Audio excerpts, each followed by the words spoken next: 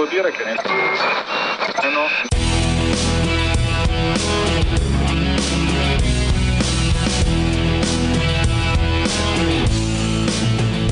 Hey there, everyone. Welcome to the show tonight. A little bit different. I did a live stream this morning. I was talking about this show, and then about an hour or so ago, local prepper hit me up and said, "Hey, man, you want me to come on?" I was like, "Heck yeah, let's do that." It's much easier when I've got somebody else that can flap their gums than just me by myself. So I was like, "Heck yeah, we'll do that." Tonight we are going to be talking about, wherever we go with this. I did want to talk a little bit about it being Preparedness Month. And as I said this morning, I want to say thank you to everyone.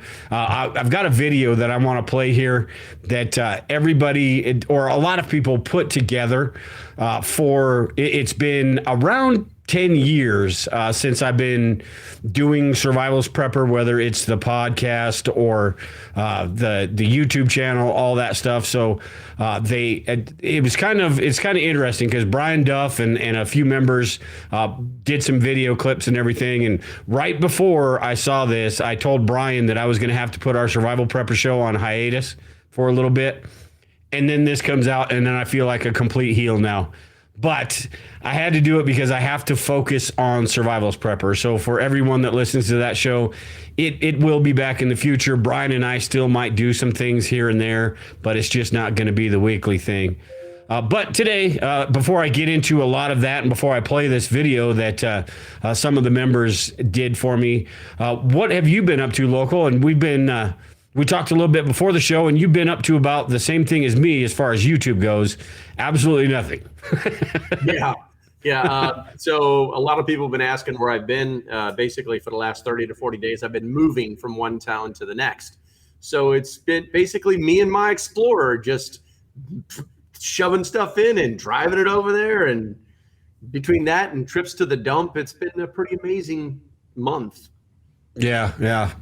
And I do want to talk about that a little bit later too, about the gas prices and all that. And I'm sure that you experienced that about basically how we're the frog in the boiling pot of water. Basically, we're used to this $4 out here anyway. It's creeping up around $4. I don't want to get into that too much right now because we'll get into that later. But yeah, all of those things. If you see any comments that I miss, LP, make sure and let me know. If I miss them. Hey, Matt, what's going on? I haven't talked to Matt in a while. White Rabbit, Exploring with Nomad, Robert Van. A few of these are probably your peeps. There's a handful of them in there. Yeah. But I did want to play this video real quick. It was kind of cool because I don't get on Facebook anymore. And I had to have a member of my group, our group over at members.survivalistprepper.net. He basically told me, hey, man, you need to log into Facebook and approve some of these people into your private group over there. And I watched the video and I was just blown away. It's sort of why it's why I started doing this stuff in the first place. When Lisa and I started about 10 years ago, I've been prepping for like a year or so. And I want to get into this with you after I do this too a little bit. I've basically been prepping for a year or so. So it was more of a journaling of the things I was going through and sort of sharing a journey with everybody that was listening to the show. And it's pretty cool that there are people that have been around since day one. That are still doing it. So they've gone through that journey as well, and they've changed, and the things that they're doing have changed since then. There's a lot of people that have completely fallen off the radar. I think the majority of people probably get into it and fall off the radar. But it is pretty neat. The people you meet, the people, people like you, Vision Preparedness. Just a bunch of different preppers, a bunch of people in the preparedness community. Is pretty neat. And a few that I've met in person, and then there's some that you feel like Denise is in the chat right now. Never met Denise in person, but you feel like, if you sat down at the coffee table with him or something, it'd just be like talking to an old friend. So it's just really cool. I know this is, you're going to basically sit here and watch the show with me, but I've got this video I wanted to play, what these guys put together. And then we'll talk about how even everyone in the chat, how your preparedness has changed from when you started to what you're doing now and all that stuff. Let me go ahead and play this real quick. Hey Dale, Brian here, and hey, a bunch of people got together and wanted to wish you and Survivalist Prepper, along with Lisa, a happy 10th-ish anniversary in doing the online preparedness stuff. Man, you've been amazing. You brought in a low-key, common sense, easygoing, fun thing to the not Canadian prepper doom and gloom world of preparedness. It's been awesome. I owe you a ton. I've had a great time doing this Survival Prepper show with you for, 2 or 3 years now. Plus, you're the one, your podcast, like I've said many times, is what the first prepper podcast that I started listening to in Baghdad back in the day, and it's what motivated me to get into all this stuff. So with that, thanks a lot, buddy, and here's some other great people to say thank you to you as well. Enjoy. Keep up the great work, and I'm sure I'll be seeing you soon. Talk to you later. Bye. Hey Dale, it's Jammer WV here. Hey, congratulations on 10 years of Survivalist Prepper. We appreciate all your hard work you put into all this, and looking forward to it being even bigger as you continue to make it grow. I've been listening since about 2015 and became a member of the Academy, the Bug Out location, and now the new community. It's great to have everybody come together and discuss ideas, and I appreciate you making all that happen for us. You're making it so much better every year. So keep going. We need your assistance in making things better for preparedness. Thanks, Dale. Hey, Dale and Lisa. The other Brandon here. Jammer recently pointed out that August is going to be 10 years of you guys putting out amazing content in YouTube, podcasts, everything else. I wanted to say congratulations and thank you. Over the years, you've really helped the way I've thought about everyday carry, about what I keep in the truck, about what I keep in my bag. Keep it up. Love your content. Love you guys. Congratulations. Hey Dale, Brandon Rhodes here. Greetings from sunny southern Colorado. Just kidding. Out in California right now, but wanted to wish you all the best of anniversaries, and thank you for all you've done with the Survivalist Prepper, and thanks to Lisa for being along for the ride. Hi Dale and Lisa, Denise Kaufman here. Congratulations on your 10th anniversary. I think I've been with you just about since the very beginning, per near. And I don't believe I've listened to a dull show yet. They've all been exciting, informative, everything I've needed. I appreciate all your hard work, so much so that I pretty near bought you Manilow tickets to Columbus this weekend, but I kind of figured you'd rather I support the show through the Bug Out location or whatever. Manilow versus Denise, I don't know which one you'd prefer, but you got my support anyway, so happy anniversary and many more. Thank you. Hey y'all, just getting some hammock time in, taking a break from doing a project on a lazy Sunday afternoon. Just thinking about our journey from being preppers to homesteaders. You know, it was a pretty long journey. And along the way, we've met people that have come into our lives and accompanied us on this journey. And some of these people are still in our lives, and we've known them for 10, 15 years now. And I started thinking about it, and there's other people that came on this journey with us that don't even know us, don't even realize they were with us. And Dale and the crew over at Survivalist Prepper are some of those people. You know, I started listening to Survivalist Prepper when it was still just a podcast. I think I came in on episode 3 or 4. And I would download it off of iTunes, put it on an MP3 player, throw the headphones on, and listen to it while I was working around the homestead, the property. And we'd listen to it on long road trips. I got the missus turned on to it, and she really enjoyed it. You know, and they give us some good prepper information, some tips and tricks, but mostly it was entertainment. It helped pass the time while we were doing all this stuff. You know, listening to Dale complain about having to build horse jumps for Lisa or cranky old Mr. Johnson next door, Lisa's tinfoil hat time, and Brian's practical application of what he knew or what he had learned on his travels around the world. You know, it was just good entertainment. And we started listening to him on YouTube once that became big, and we kind of came and went, you know, over the time as our interests changed. But we always found ourselves going back to Survivalist Prepper. And I had the distinct pleasure to be on a live stream with Dale and Brian over on Tag's Life Done Free. And since then, I've talked to them and we've done some collaborative work online, and I've really enjoyed it. They're both really good guys. And I'm looking forward to meeting Lisa. We're gonna talk him to come out to a Midwest Preparedness Festival at some time. We're gonna have to drag him out here kicking and screaming. But we'll get him out here. You know, and I just want to say thanks to Survivalist Prepper, all three of y'all, for being part of that journey with us and making it more enjoyable. Take care. Cancy here, up here in Northern Ontario, Canada. I want to take this opportunity to wish Dale and Lisa congratulations on your 10-year anniversary. Love is a funny thing. You need a good sense of humor to make your marriage last. Take for example, you got a homestead couple like Dale and Lisa, and you have to start over again and again every morning. Now get this, Dale is a smart guy because he cracked the code in a long-term marriage. This is a partnership we're talking about here, eh? And there are rules in every relationship. Two rules in particular I want to talk about, like for Dale. The first rule is that Dale must make Lisa feel like she's getting everything, because she is.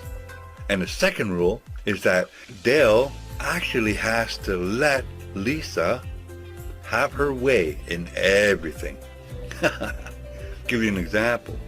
When they argue, Lisa has to have her way. When there's a final decision with the family wallet, give that wallet over to Lisa. When it comes to renovating the house, let Lisa decide the color of the paint. And when it comes to travel choices, well, northeast, southwest, as long as you're going forward, Dale, let Lisa pick the choice. Dale, you are an absolute genius, because over 70% of marriages are ending in divorce. But not Dale. No, sir. He knows how to keep that fire burning. Superbly done. Congratulations.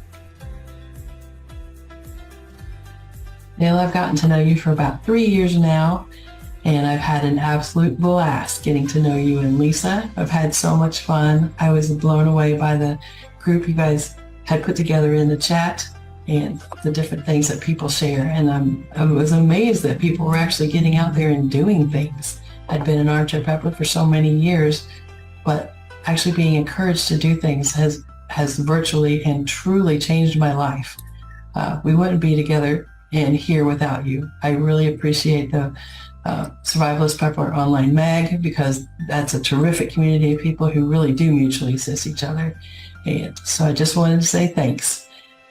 Seems shallow, but I really truly do mean it. I count you and Lisa as my friends, and I look forward to coming out west and getting to see you face to face and giving you a big hug. Hi, Dale. Daisy Luther here. I just wanted to stop by and congratulate you for 10 years of blogging. First of all, there are over 500 million blogs on the internet right now, and fewer than 30% of those are successful. So you're vastly in the minority having such a wonderful, successful website. But what I think is more important is the community that you've created. You've brought together people from all over the country and all over the world who want to support each other and help each other become better prepared to face whatever emergencies are coming down the pipe. And to me, that's your real accomplishment. That is something that you've done that so few people could accomplish. So congratulations on 10 years. I'm wishing you 10 more and all the best. Hey Dale, VP here, Vision Preparedness. I just wanted to take a moment and congratulate you on your 10-year anniversary. For the prepping community, I want to say thank you for everything you do for the community and everything you've done for me personally and within the preparedness community. You are amazing, and I must say I am a little jealous because you I have a freeze dryer. That's on my list of stuff to get, but I just want to take a quick moment and say thank you. I appreciate everything you do for the prepping community.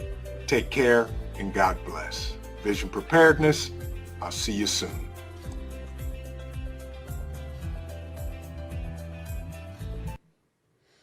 So it's just really cool, man. And I want to say thank you to everybody that's listening and giving me the motivation to actually do this crap and keep doing it. It's just kind of cool when you see people like that. One thing I wanted to say to Kenzie was, I think Kenzie misunderstood. He thought they were talking about mine and Lisa's anniversary. So that's what he was talking about in there. And he made a correction clip and I forgot to put it in here. So that's my fault. So regardless, still good advice. So it's just pretty cool. I mean, I that's why I do this stuff. You know, the money is a means to an end, and it is important. But the real important stuff is the whole reason I started this, the whole reason you do what you do, and Vision does what he does, and all of that is to just kind of grow this community and get more people aware of these things and get good information out there rather than the BS, the fear mongering, and all that stuff. So. I'm sure that's why you got into it, starting to get online because, when I first started, it wasn't really that. But recently it's been that because it's like, okay, there's just a lot of BS out there and there needs to be some rational thought out there. So just very, very cool. Before what I wanted to do is talk about sort of how preparedness for me has changed and everybody in the chat as well. You talk about regardless how long you've been doing it. And I also want to get your thoughts on it too, because when I first started this, it was like I said, I'd been doing it for about a year or so. Lisa was into preparedness when I met her. I've been married to her a couple years before I actually got online, and she's the one that got me into it. And my thoughts in the beginning, a little bit intimidated, I suppose, because I didn't really know a lot about the preparedness community. I knew a lot about preparedness and things like that, but you have this idea that it's like this James Wesley Rawls type community, right? Where everybody's wearing flak jackets and, all this just this crazy hardcore stuff. And here's me living in a rural area with not a whole lot, and I'm trying to get online and do this stuff, and I'm feeling like I'm going to be just like being chastised and being made a fool out of. And then you see like the community that you've built, you put together, the community I've put together, the people that we interact with, completely different than my thoughts when I first started. What were your thoughts about this? And you've got a little bit of a different background as far as military and all of that stuff. But what were your thoughts when you first decided? Well, let me back up here. How long were you prepping before you decided to get online? And what were your thoughts about what you were doing and your reservations and all that stuff? I started prepping in around like really prepping 2008. Okay. Just the standard, learning how to put things in buckets and Mylar and doing Mylar with irons and clothes or the hair straighteners and just the very beginnings of it. And then I didn't start doing anything on YouTube until about 3 years ago. And, the same boat, I started doing it about 3 years ago because honestly, it sounds weird, but so I won't say his last name. His first name is Matt. He's former Special Forces. You won't see any of those things those accolades that I use. Sometimes I'll throw a hint in one of my screens, but he was one of these guys that was just cashing in on it, and it really pissed me off that he brought this guy on. He was supposed to be super medic doc, and he was showing you this little kit, this little medical kit that was going to save your life. And I started looking at it, and it was just like, okay, wait a minute. So let's hit the old Google machine and Amazon and find out exactly how much it would take to make this kit. And the markup that they had on it was so outrageous. It just enraged me so much that people were like, "This is the greatest thing ever." And I'm like, take your head out of the bucket, man. Buy all this stuff yourself. you know? And you know, it just really, really bothered me. And then I found that there were a lot of people out there on YouTube that were doing the same exact thing over and over and over and over. And don't get me wrong, I've got a Patreon, I sell things on Amazon, I get sponsorships all the time. You know, I'm making like $3 every time you spend $5 million on Amazon. You know, I'm getting so rich. But I started doing it, and I still do it because I just, you know, I had some company send me, I'm not going to say their name because I've got to do a video. I promised I'd do a video. Somebody sent me a can of roast beef to like taste online on, you know, do a review on it, right? All right, good to go. It's $35 a can. It's this big. $35. $35 a can. There's nothing magical or special about it at all. And the company's out of Colorado too. So yeah, it's just stupid stuff like that. You know, I mean, you know, I ping the environment, say, what do you guys think? And it's like, well, that's stupid. Well, that's what we're going to roll with. That's stupid. You know, because, you know, and it's funny too, because all these videos out there about, you know, doing a $1.25 tree bug out bag. Yeah, it's very possible. You know, is it the greatest thing on the planet? No. Will it work? Yes, it will. So that's possibly. Well, you'd be surprised, man. You'd be surprised. Some of that stuff is junk and some of it not so much, you know, but you can get away with a lot of stuff for a short period of time. And if you only got to go 72 hours, Dollar Tree might save your life. Yeah. I mean, but there's still that. It's hard for me to go that route just because, yes, the odds, you know, maybe there's a 70-80% chance that stuff was going to work for you. It's not going to fail in a 3-day period, maybe even more than that. Yeah. But there's still that Murphy's Law thing that always seems to bite me in the ass, that if I'm going to use something, even if it's a Band-Aid or a roll of gauze, right, from the dollar store, the roll of gauze is about a quarter of the size of a real roll, and you're going to run out, or the Band-Aid's not going to stick, or, you know, it's just those things that kind of, but I agree with you. Yeah. There are definitely certain things you don't want to get all pinch pennies on. Yeah. You know, but there's no reason to buy a $175 knife because some guy said it worked great in the field. Yeah. You know, things like that. Yeah. Yeah. And and you know what? Unfortunately, a lot of that stuff, it works. These channels are huge. And I forgot to mention too, Morgan, she's doing this is Preparedness Month, and she's doing a 30 days to preparedness. And she's got a lot of, let me see if I can pull up this list that she's got. But these are the type of people that actually do add to the community, sort of what we're talking about here. These types of people, she's got a list right here. She's got hers. I did one, me and Brian did one. Prepper Potpourri, she's awesome. Irradium 242s is awesome. The preparedness guy, prepping with Sarge is great. All of these, Vision Preparedness, Roaming Prepper, who's in the chat, all of these people that are doing this stuff to actually add to the community, not take from it. And you had mentioned, you know, there's the Patreon stuff, the Amazon stuff. There's got to be a little bit of that because we have to be able to continue to do it.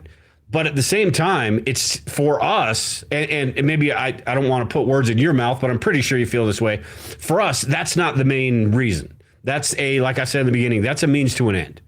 But for some people, that is the absolute goal. I remember when I first got into this, Survival Life was the website. That is, it's corporate prepping is what it is. Exactly. They offer you a little trinket and you get on their list, and then they sell your list to whoever. And that is, you know, that is just not the way I like to go about this stuff. So it's just, when I first started, that's the reason I did the bug out location the way I've done it too, is to teach people the actual practical part of preparedness, the things that really matter in preparedness. And that's how I've just gone about this whole thing. That's how Lisa and I live. We change things, we do things, we don't go super overboard. I build things to my strengths, or build on my strengths, and work on my weaknesses and all that, and just do what we can do. I'm not a super prepper by any means, and you're never going to hear me say that I am on YouTube or anything else. So super prepper. Yeah. Kanzi is up there. Oh, I did want to say something about Kanzi too. Kanzi, even though it is up in Canada. Speaking of speaking of those people, the people that are just in it for the money, you know who I'm talking about. Brian mentioned him in the beginning of that video. But Kanzi's up in Canada. I really want to get Kanzi on to even just an audio podcast, because that dude has got a wealth of information. He's a native up there in Canada, does a lot of the what we call is, I guess, bushcraft and stuff down here. Just a wealth of knowledge. Really, really smart guy, and really dialed in as far as preparedness goes. But it's people like that. It's people like White Rabbit. It's that have done this stuff and has grown. I've seen some of the things just in the last couple of years with her, the things she's done. So it's just kind of cool. We're watching this community grow, the real preppers. And it's not granted, there are some people out there, and maybe if I had the means to do it, hell, I'd have a prepper community, a compound, a bunker, all that stuff. If I had the means to do that, it's not in the cards, so to speak. And being a prepper, I didn't get into this for the money. I'm not going to become a millionaire being a YouTube prepper. So the odds of me getting a bunker, unless I dig it myself. Yeah, I'm about to say, you better get in your backyard with a shovel like right now, because that's how you're going to get a bunker. Yeah. It's going to be a root cellar, and I'll call it a bunker, just like I call my basement the bunker. One thing we were talking about in the group too, and how I talked about how preparedness has changed, and how when I first started out, there were things that we did, and then over time you learn, whether you're talking about different skills, you're talking about wasting things, lessons, you're learning lessons about things. We were talking about 5-gallon buckets in the group, about storing 5-gallon buckets, and I thought it was pretty interesting, because the average person looking in to preparedness, you would think that as to be a good prepper, you have to have your basement filled with 50, 60 buckets of rice, beans, and all that stuff, right? And honestly, when I first started prepping, I was sort of in that mindset of, okay, I gotta it. And I'm not bagging on the whole 5-gallon bucket thing, but what I'm saying is, I was in that mindset in the beginning of, I'm just going to store everything within 5-gallon buckets, and then you figure out that you're not using as much. Say I've got a 5-gallon bucket of flour, right? I opened that 5-gallon bucket of flour. Now that the clock started ticking on that flour, and I've got to use that 5 gallons of flour within a year or so. Yeah. And that it just didn't work out that way. So I stopped. I sort of went away, I guess is my point, from a lot of the 5-gallon buckets, and more towards, especially now that I got a harvest right, more towards the freeze dried stuff, more towards the things that I'm going to use on a daily basis. Do you do? And a lot of people in the group, they had mentioned how, yes, they do some of the 5-gallon stuff, but nothing like you would think that from the outside looking in that preppers do. Do you do? How is your 5-gallon bucket stuff in your preparedness plans? Well, it's people have a tendency to move away from the 5-gallon buckets, but that's actually a mistake, and it really has a lot to do with their plans. Okay, so here's why. We always tell people to diversify, but you should also diversify your preps. So the real reason for the 5-gallon buckets is because they're mobile. One of the things that I personally learned, because I have just recently switched over to totes. You go and buy yourself one of those 40-gallon black and white or black and yellow totes from Walmart. That's going to last you for a long time. But once you fill it with about 30 or 40 5-pound bags of mylar, of rice in mylar, you're going to find out very quickly that you're not Arnold Schwarzenegger, and you're not going to pick it up. You know what I'm saying? You just keep throwing those bags in there every couple of weeks. You go to Walmart and you buy yourself a 5-pound bag of rice, and then you just put it in those mylar bags. And you're just prepping your brains out. And then one day you try to move that tote, it ain't moving. So I literally had to empty it out halfway and carry the other rice in another tote. And I have several totes like that. So you definitely, if you're going to be mobile in any way, shape, or form, you should definitely have some 5-gallon buckets. And, it's like I got into it in the beginning with the old Gamma Seals and all that stuff. Well, I got news to tell you.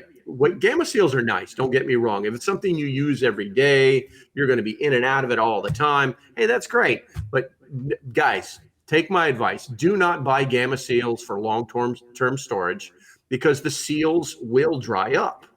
The rubber seal on the outside and the rubber seal on the inside ring. They will dry up. I know this. I have several. I've got hundreds of dollars worth of Gamma seals that I can't use anymore because I opened them to check and crack goes the seals. Mm-hmm. You know, so yeah, having those buckets, you definitely, you know, I would say you have at least 10% of your stocks in 5-gallon buckets. Yeah. And but go with the Mylar. Put the Mylar in. You don't have to go and buy 50 pounds of flour. You know what I'm saying? You can buy the small doses of flours, put them in small pieces of Mylar so that when you open them, you don't have that problem with having 50 pounds of flour that you have to use in the next 6 weeks. Yeah, yeah. Carla had put in the chat here, not if you store 1 pound flour vacuum sealed and put them in 5-gallon buckets. So sort of along the same lines of what you were talking about. You don't have to, like I did when I first started out, get the 5-gallon Mylar bags, fill a whole 5-gallon bucket with flour.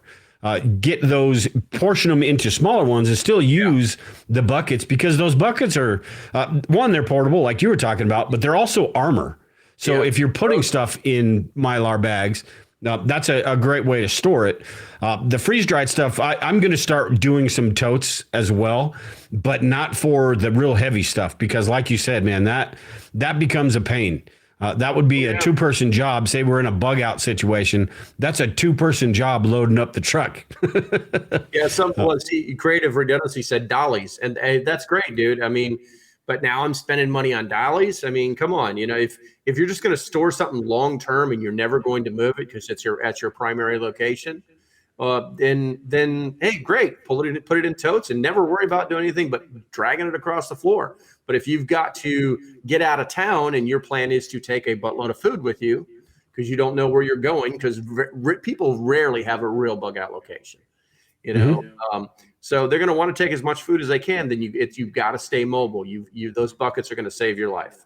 Yeah, absolutely. You can buy the real expensive containers, like $30, $40 for this one container, you know, and that's stackable, and it's just not going to do as good a job for the money. Yeah.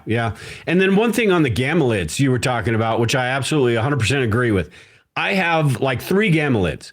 And what those are for is when I open up that flour, when I open up the rice or something like that, that Gamma lid is on that package that I'm going to use.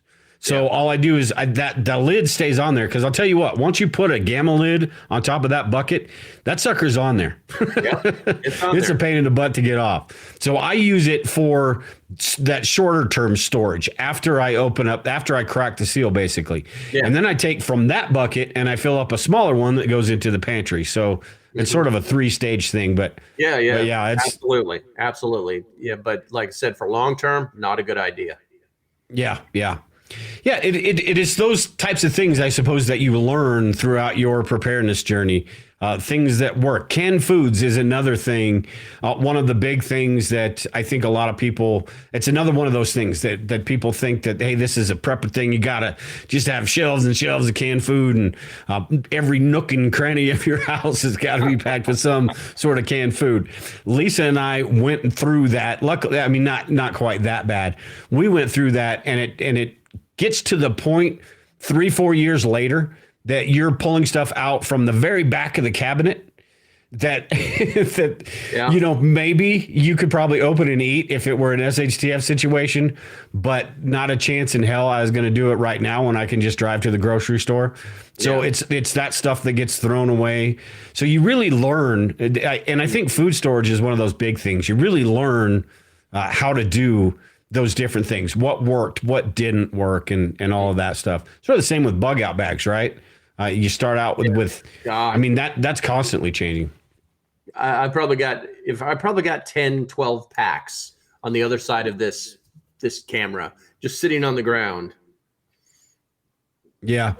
Brandon said here, the other Brandon is, he was the one in the video, the other Brandon.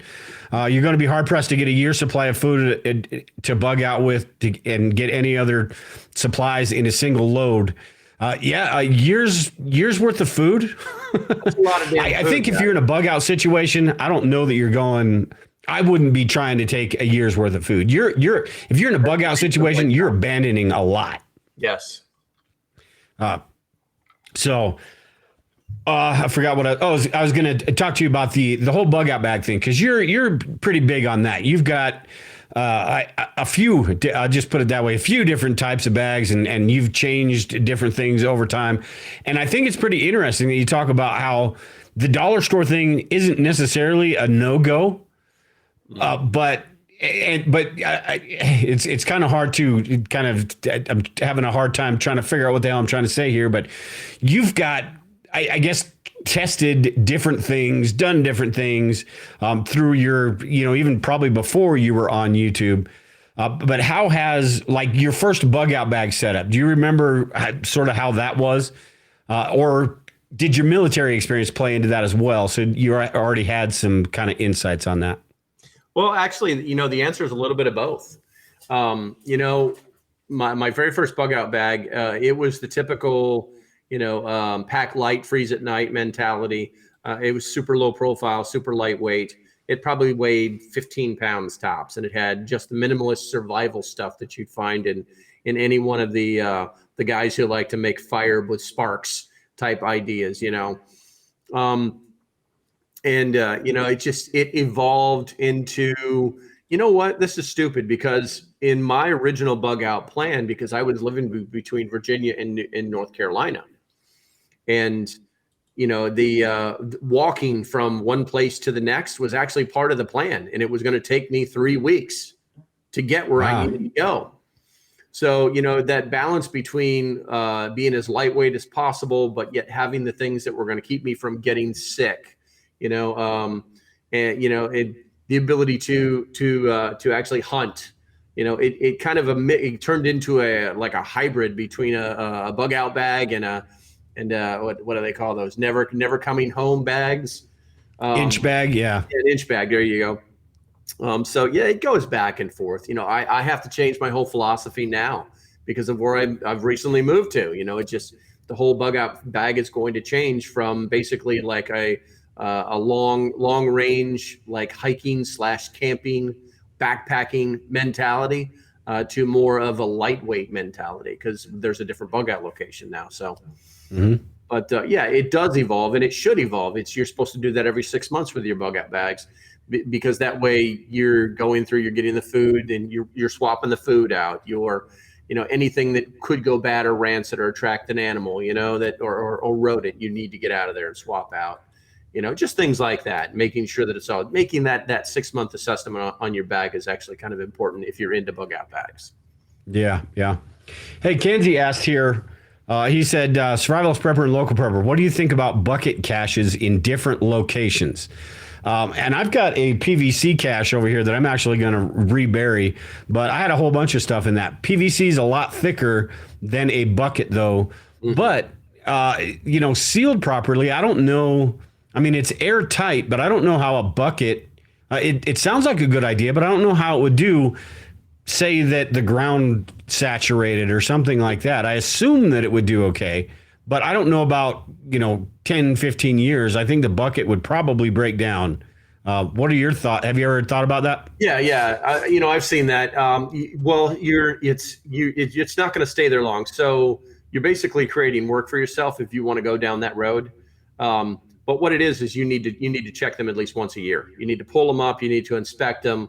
Like I said, some foods will go bad, and the canned goods are probably going to be fine, but you are going to have a moisture issue.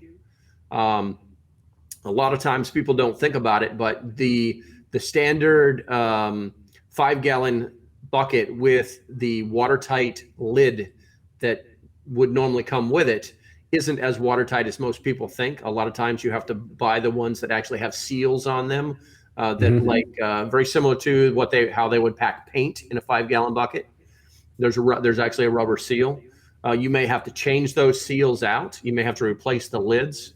And a lot of times they still leak. One of the things that I actually saw people do is do the 5-gallon buckets with a standard waterproof lid, and then put a contractor's bag, wrap it up in a contractor's bag, and then tape it closed, and then bury it. And then make sure that when you do bury it, that you basically create a flap over the top, so that if water does come down, it'll shed over the top of it into the ground. you also might want to contemplate getting yourself a bag of gravel and digging that hole and then filling the bottom of that hole with gravel before you put your bucket inside of it, because that will create natural drainage. Any water that comes down will go past it all, will sheet past it all, and then go into that gravel and then into the ground. Yeah. But I think they're a great idea. I think it's one of the smartest things you can do. But you, like I said, you got to go about once a year and get them out. You know, and they've got to be in a place where human beings are not really going to go to. You know, otherwise, sooner or later, somebody will stumble across it in some way, shape, or form. Yeah, I had this PVC pipe over here, and I've got the video on my channel. I had it buried for about a year, but in that PVC pipe, I had it a silicone around the whole top and the bottom of it, and sealed up super tight. It was only in the ground for about a year or so, and everything in it, I had ammo in it and plastic bags and all sorts of things, and everything was fine in there. I had a little Gerber knife in there, and it was fine. Nothing got real wet, but again, it was only in there for about a year. But it was sealed up pretty well. I think if you're going to do something like that, I think that maybe with that PVC pipe, it's going to handle the elements a little bit better and make sure it's sealed up good. But depending on your situation, and if you have time to do it, and if you think it's going to be useful, I'd maybe put one out to test. Stick it out there for a little while and see what happens before you put some good stuff in there. Yeah, do the research too. You know, find out where the it's not the water line, but the what's the line that they use on the maps that tells you how deep where the water is? Oh, I don't. I'm drawing a blank now. Somebody put it in the chat. But you know what I'm talking about. It's like if you dig deep enough, you will hit water. Yeah. Some places you just can't get away with that. You know, you can't dig it deep enough, and if you dig it too deep, you might literally just be digging right into water, and you just wasted your time. Yeah. Contour lines, Broken Nomad was talking about, but that's the water table. Brandon Butler was. There you go. There you go. Jammer got it. There you go. Yeah, Brandon. Contour lines is what I was thinking on a map, on a topographic map. Yeah, but water table, yeah. Yeah, find out what your water table is, man. Yeah. Well, I should have, and the reason I should have known that because I've been doing a lot of research, for the last 2 years, been researching wells, and mine is 175 feet down. I was going to get one of those hand pumps. That's not happening. Good luck with that. Yeah. How'd he die? He was pumping water. Yeah. He died thirsty. I'd have to make the kids move back in, put them to work, just pumping water. Everyone take a shift. The other thing that changes too, and I think this is the big one that got me thinking about this, because 10 years doesn't seem like, it just seems like, it seems like forever ago that I started this, and you look back, and life goes so damn slow, but when you really think about it, you look back and all of a sudden it's like, holy crap, my rides, I'm over the hill now. Now we're going down the hill and it's almost over. But and I think Prepper Potpourri was in her video, she's talking about foods that don't expire. And in the beginning of that video, she talked about us having expiration dates as well. Mm-hmm. And I think that is a big factor when you're talking about your preparedness plans, your skills and all that stuff. So, and kind of what you were talking about with your bug out bag. 10 years ago, my physical condition and what I planned on doing were completely different than what my plans are now. My kids still lived in the house back then. A lot of things have changed over the course of time. So as you get older in preparedness, and honestly, I mean, I'm not quite to that point yet, but there does come to a point in your life too, where it's like, okay, you know what? I've done the best that I can. And there's not really much I can do at this point. At some point you get to the age where you're just not hoofing it 40 miles. It's just not going to happen. Yeah. Or you have physical conditions, you rely on medications, all those things. You've got to sort of come to grips with the fact that that's just the way that life is. And I think that's another thing that changes with our preparedness. We try to sort of pivot and figure out, ways to incorporate certain things into our preparedness plans to kind of mitigate the not the losses, but mitigate the dangers and things like that. But sometimes you just gotta, you gotta be you just got to be okay with the fact that, hey man, I'm as good as I can get. And, and hopefully the big bad, the big bad things, the marauders and all that don't come to my door. But if they do, I'm going to okay corral it basically and do the best I can. Mm-hmm. One thing, let me see where we're at here. If anybody's got anything in the chat, I'll try to look at those. And if you guys have any questions, any thoughts on things are changing and all that. But I did want to get into a little bit about, you were talking about moving and things like that and making trips. And I was talking to Lisa the other day and going to the gas station. It's kind of frustrating a little bit because you go to the gas station and you see out here we're up around $4 a gallon. And right now it's a little bit less than that. So you hear these people talking about how, the gas prices are going down. And it really is frustrating because it is sort of that frog in the boiling pot of water thing. And this is not just gas prices. This is inflation in general. But it really is frustrating because a year and a half ago, maybe a year ago, everybody was completely up in arms about this stuff, right? The gas price is this, but the gas price is that. These days, everybody's just kind of like, it's the gas prices. Hey, now they're down to $3.50 a gallon. That's, it's getting better. So they get us used to this crap. And then, then the new normal becomes that $3-4 a gallon, where it should be $2 a gallon. Shoot, I remember when I first got my license, it was, I think it was like 96 cents or something like that. Yeah. What are gas prices out there where you are?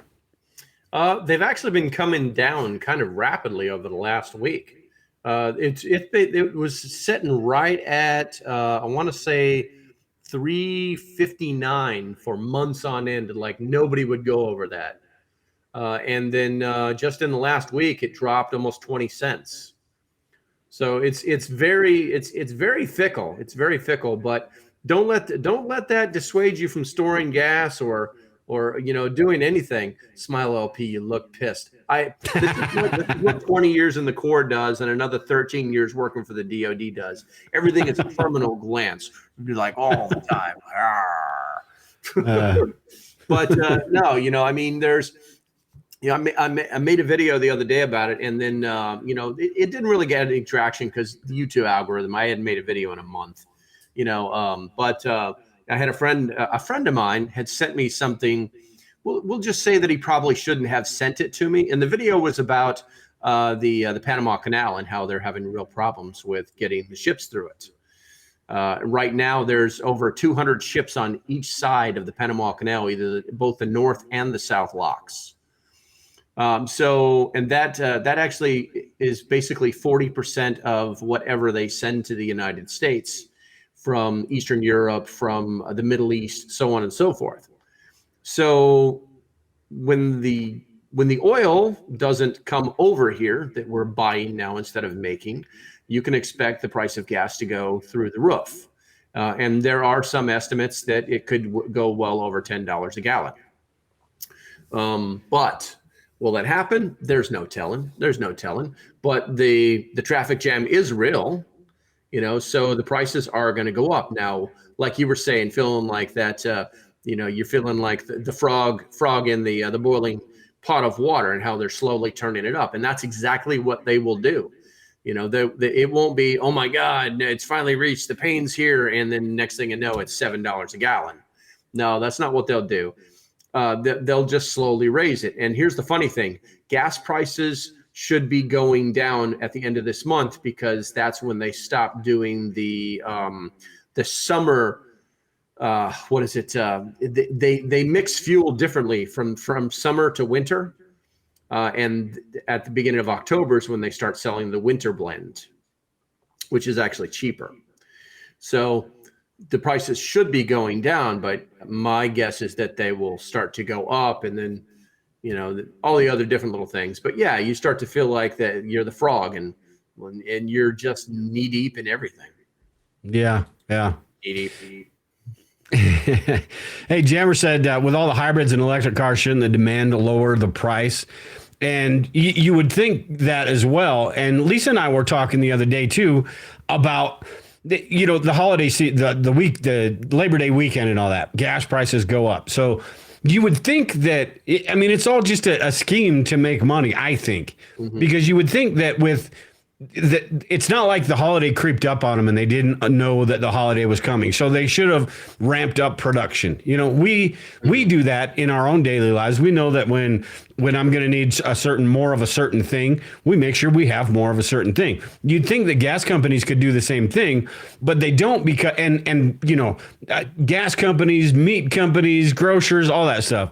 But I think they don't, because they know that this is an opportunity to pad the bottom line a little bit, and people are going to be more accepting of it because it's the holiday gas prices. It's this or it's that. So that's the whole supply and demand thing kind of bothers me when it comes to fuel, because there's just so much money being made with all this stuff. And this goes from the gas companies to the politicians to all that stuff. Yeah. Well, a lot of people forget too that these gas companies, their primary mission, the leaders of these large big blue businesses, their job is to make sure that the shareholders make money. So, if the shareholders made a buttload of money last quarter, they expect to make a buttload of money this quarter. And if you start to do things that are good for the consumer and not for the shareholder, then they throw a fit. They have failed at their primary job in running that company. So keeping those shareholders, and if you look at the end of the year stuff, that's when the prices really go up, because the shareholders want that end of the year bonuses. They want to close out their annual stock portfolio on a high, so people need to remember that there are people that own that business that want their money. Yeah. Yeah. Hey, Tiger said here, tip, if you store gas, get summer blend. It doesn't go bad as fast as or evaporate as much. Try to store real gas, not the methanol stuff. I'd never even thought about that. I don't even know that. So I just, whenever it's the price is low, that's when I get it. And these days it's never low. I guess it's lower is the correct vernacular these days. Yeah. And, he's absolutely right. That blend does last longer, which is one of the reasons. So it costs more money to make that blend because it does last longer. So they don't have to add the different chemicals, things like that. They don't have to put it such a strong refining process. But, in the end, it's, I agree with what he's saying, but I can tell you two things about it. One, I just put a little bit of the, what is it? Stay-Bill? No, I don't use Stay-Bill because it has a dye in it that can coat parts. Someone put in the chat, the one they use on boats. That's the one I use. It comes in the white can. I'm going to have to re-listen to this podcast and write all this stuff down. But, and then use the gas. You know what I'm saying? I mean, if your gas is over a year old, then come on, man. You're storing a lot of damn gas if your gas is over a year old. Yeah. Another thing too is people talk about gas going bad. I dare anybody in the chat right now to tell me of the time. There you go, Seafoam. That's what it's called. To tell me any one time that you poured gasoline that was bad into your lawnmower and your lawnmower didn't start. I dare you right now, because it doesn't happen. It doesn't happen. I used to actually own a very big boat. And that was the first thing I asked. It had two 90-gallon tanks on it. And I said, what do you do when the gas goes bad?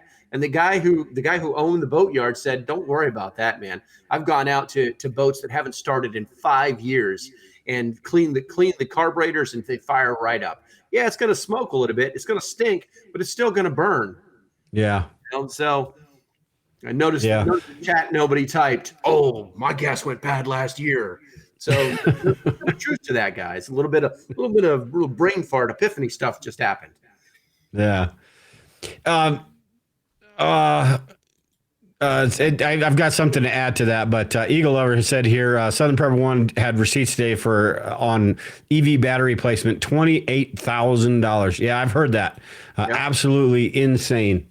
One more thing on the fuel stuff. The way I do it And I don't know how you do it or anything, but the way I do it, I've got 25 gallons, and maybe I should have more than that, but right now that's what we have. And I've got 5 cans labeled 1, 2, 3, 4, 5. And when I take, whenever I go to the gas station and have to refill, I'll take one of those cans, throw it in the truck, and then take that can with me, put it at the end of the line, and that way everything's getting rotated through. I do the same exact thing. The hardest part of that whole thing is moving all those gas cans in the line. Yeah. You think they'd come up with something like that, where they would just slide down to you, but no, it's not a big. I do the exact same thing. I normally keep about 30 or 40 gallons, but it is what it is. It'd be cool if you could, if you could, they'd probably build one, but kind of like the canned foods racks where you pull a can out and they all slide down. That's what I'm talking except about. for, except for a few. I'm gonna go. I'm not even gonna put a TM on this, guys. You know what would be perfect for that? And you've got to be old enough to understand. You remember the metal slides that burned your ass? Yeah. It would be perfect, man. You take one of those, just put it on like a 10 degree, and every time you pulled one out, slide down. It'd be perfect. Yeah. Could be done. You don't need the whole slide. But yeah. Yeah, interesting. I just think it's just really frustrating. The whole inflation thing, it's really unnecessary, but that's just the way our system works, I think. It's designed to work that way, to increase that bottom line. And with inflation, you've also got the fact that everything's made like crap these days. It's made to break within a year or so, so you have to buy another one. Yeah. And when you think about that, that's part of inflation. It's costing you more. You've got the shrinkflation aspect of all of this stuff where, it's that frog in the boiling pot of water thing again. We don't really notice it, but if we were to go back 20 years and look at the size of a box of cereal or how much cereal you actually got in a box, you'd be like, holy crap, this is how much we got. Sometimes, because we don't eat a lot of sweets and stuff like that. So I think it was Lisa Chocodiles or something like that. She really wanted Chocodiles because she hadn't had them in like 10 years or something. And she found some, and they were like 2/3 the size of what they used to be. And it's all ridiculous. And it's all a good reason, to stay up on your preps and get the things while you can. Oh yeah. It's insurance. That's what it comes down to. No matter what it is that you're buying as a prep, it's insurance. It's just that easy. Yeah. Yeah. And that is one of the things that, like I was talking about when you first start out, you're preparing for disasters and this and that. And as you grow in preparedness, you start to realize it starts to become a lifestyle. And you start to realize that, hey, if I can take advantage of things before they just get completely out of hand, then I need to do that. And the more we do beforehand, if things do completely go off the rails and prices do completely skyrocket, we're going to at least have, depending on how much we have put away, we're going to at least have buffer time to maybe navigate through that or get through it long enough to be able to figure something else out. Hopefully, and maybe it does go on for longer than we have the means to do that for. And that's where the homesteading, like Grumpy Acres and Tag and all that, that's where that comes in, is being able to produce your own food and withstand all of that stuff through those long periods. But that's kind of what it's all about, is preparing, doing that stuff. That's kind of why I got the harvest right. One of the big reasons I got the harvest right, because if I can get meat is my main thing. If I can get meat while it's low and freeze dry that stuff and just store massive amounts of it, when hamburger is, $14 a pound in the next year and a half or whenever, I'm not going to have to worry about that as much, I guess. Yeah. Yeah. Protein is a very serious issue when you talk about food storage. And, like the path that you're on is great, because then you can freeze dry all of basically any meat that you want to, and then rehydrate it later and eat it. It's going to cost you a little bit up front, but you can do it over and over and over. And eventually that machine will pay for itself. Mm-hmm. Yeah, that's the plan. And I've tried some stuff. Chicken in it is fantastic. You can put hamburgers and all sorts of things in it. Real quick, and I want to get back onto the protein thing with you, but Kanzi was talking about, and this is a very good point, boiling frogs, ostriches sticking their heads in the sand, too many poor memory goldfish in society. That is the mentality of most people. It's short memory spans, and we're guilty of that too. But people have short memory spans. Things become normal too easily for people. They forget about politicians are a perfect example of this. They're all lying pieces of crap, right? But people forget about that when once they get on the campaign trail, they do this and they do that and they say this and they say that, and people are all on board, or they either love them or hate them. And then they get in there and people completely forget about all the bullshit that happened before. The gas prices used to be $2 a gallon. People forget that that's what the gas prices used to be. The meat, I mean, the list goes on and on. People just sort of get used to the new normal, and they're just okay with it. That taxes is another perfect example. They take taxes out of your paycheck, so you never really even see it. That is 100% intentional. I guarantee it. Because if people had to write a check to the government every month, like us that have our own businesses sort of do, you start to figure out, hey man, what I'm giving a little bit too much money to Ukraine here. What's going on? Yeah. Yeah, I mean, we do get, and not to go off in the left field, but we do get every single thing that we do has a tax associated with it. Mm-hmm. Before you even get your paycheck, there's a tax. Then you got to pay a tax on this and a tax on that, and it's like everybody. It's almost like 20 little mafias all coming after your pocketbook, paying protection. Because if not, we're going to take your stuff or put you in jail. Yeah. Shoot, by the time you get product into your home, whether that's meat, whether that's a car, whether, whatever it is, a candy bar, you've been taxed 3-4 times on that dollar bill that you use for that. Back to protein real quick, and then I think we're going to get out of here tonight. But what's some advice as far as if a lot of people don't have the freeze dryer. You've got canned meats, you've got even protein powders and things like that. What are some of your tips as far as people storing protein? We've got eggs, we've got chickens, so we've got that they produce eggs. Like I said, I've got the freeze dryer. You've got the canned meats, legacy foods.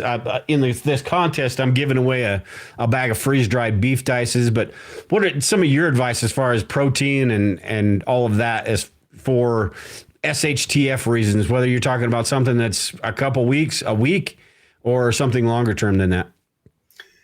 Well, I hate to say this. I really hate to say this, but I'm huge on canned meats. You can buy them at any store. It's basically automatic portion control. Yeah. And the expiration dates on them don't really mean anything. Because most of the food is actually sterilized before. A lot of people don't even know it. Did you know the food in MREs is actually sterilized before they package it? Yeah. No, I had no idea. So most of the stuff that's going into these cans is basically sterilized. So, as long as you take care of them, they're not going to be super mobile. But, if you've got shelves upon shelves, if you got one of those metal shelves that used to be $35, that's now $160, that you might find in a bakery or something like that.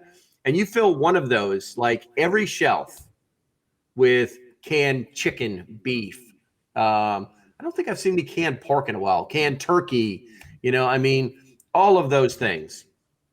You will have easily 6 months worth of protein, no problem.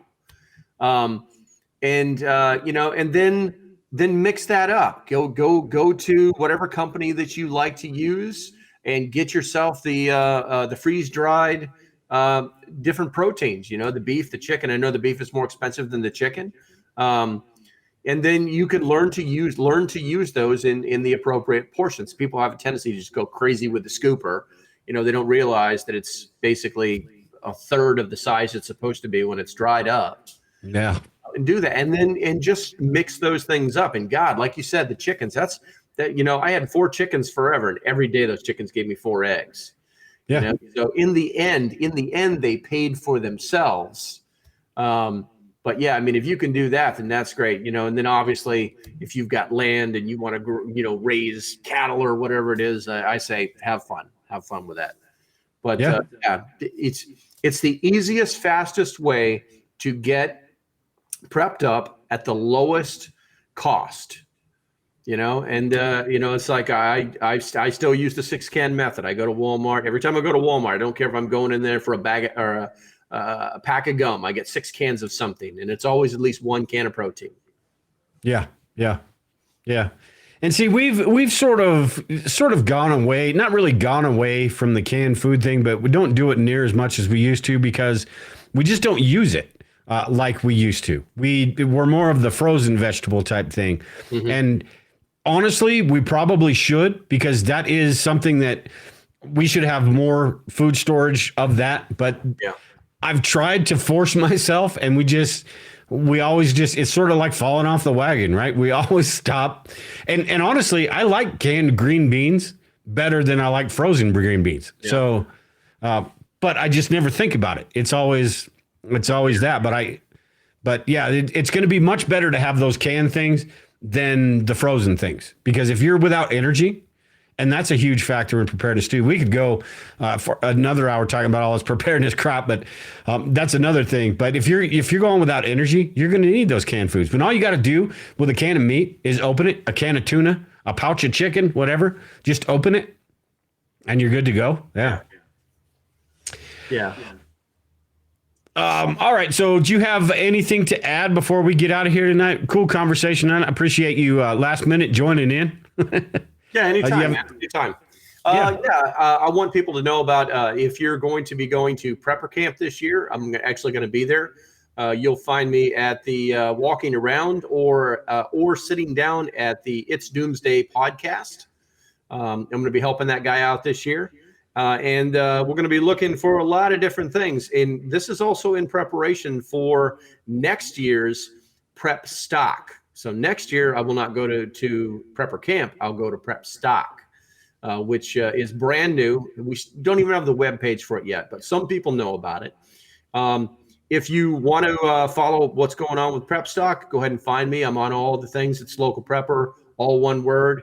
We'll slowly be rolling that out.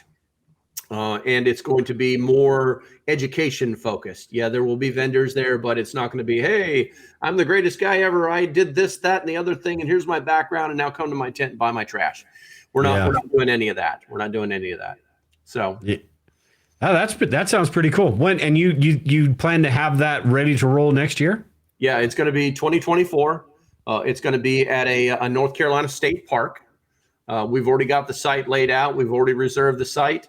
And now we just got to start basically knocking this out. I'm going to go find the vendors and we had to cancel this year because nobody wanted to come, and nobody wanted to come for 2 reasons. One, there was this really convoluted sleep plan that was confusing a lot of people. We actually had like a bunkhouse, but nobody wanted to sleep in a bunkhouse with another person.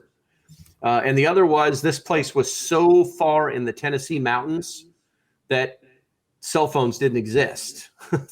It was really, really, really bad, which I don't have a super problem with. But let's face it, a lot of people don't want to be without their cell phones. Yeah, that used to be a good thing. Go somewhere and you didn't have you couldn't use your cell phone. Now it's like Armageddon. Yeah, and honestly, the place they charged way too much just to use their site and had way too many restrictions. We just found a better spot. And we're going to it's going to be pretty good. It's going to be pretty good. Yeah. Hey, Tag's in the chat too. What's it going on, Tag? Life Done Free, got a cool YouTube channel as well. He does the sort of the Midwest. Is it the Midwest Preparedness Project, Tag? I think that's what it's called. Yeah. Him and Grumpy Acres are part of that. So what you're doing is sort of the same thing. I hate. And Brian and I have talked about this before. Out here in Colorado, we've gone to a prepper convention. And that type of situation, it just bugs me because you walk in and it's basically booths of people trying to sell you the trinkets and gadgets that we see on a daily basis. And I think it's different than, say, if I'm going to a gun show, that's what I want, right? Yeah. I want to go in and see the booths and all the shiny toys and all that stuff. But as far as preparedness, I want more of, and this is kind of what we've been talking about the whole show, is that the camaraderie, the community, the learning, the skills, and all that different stuff. Yes, there are things, people do want to support the preppers and all that and buy some of their stuff, but that can't be the main the main focus. I think that people lose their interest when it's like that. I think Lisa and I probably stayed. We did one lap around the place and said, "Okay, this is we've junk." seen it and owned half this stuff already. Did we just give these people $40 a ticket? Yeah. Well, we're looking at the ticket prices already, and right now we've already started at like $18. So you could literally get in on this, get your ticket, and then forget about it, and it wouldn't be worse than losing 2 Starbucks coffees. Yeah. Hey, one last thing before we get out of here. Window Liquor Prepper. That's a funny name. He's one of mine. He's a troublemaker. Not having phone service should be a prep. So if you have no service, it's good. Yeah, I agree. And Denise, she had put a comment. We were talking about tips for new preppers in the group, and she was talking about crank the power off in your house over the weekend. Do something like that to learn where your weaknesses are, where your strengths are, how your family's going to react. Same sort of situation right there. Practice not having your cell phone. I think a lot of people would be like heroin addicts, going through withdrawals, and maybe myself included a little bit. But it should be part of your prep, because that's all the electricity, all the power. That's all the stuff that could be taken away, regardless what type of disaster you're talking about, big, small, whatever. So. With that, I think we are done then. Make sure and keep me up to date on that. Whenever you've got any new information on that, just let me know and I can put it out. But that sounds like it'd be a blast. I would say that I'll be going or something like that. But, I'm just not saying anything like that, because I've got the Midwest Preparedness Project I need to go to. Never been to prepper camp. So who knows? I don't leave home much.